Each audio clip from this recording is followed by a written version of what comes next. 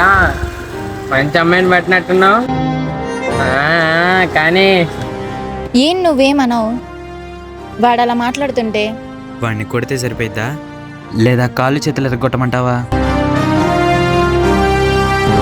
వద్దు. ఆడపిల్లల్ని ఆట పట్టించడం అలవాటైపోయిందారా? నీకేంటి బే?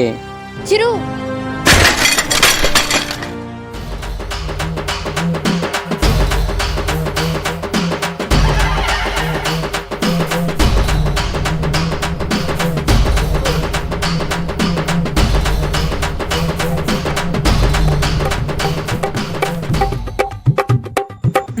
ఒక్క నిమిషం ఆగవా అన్న, ఒక్క నిమిషం.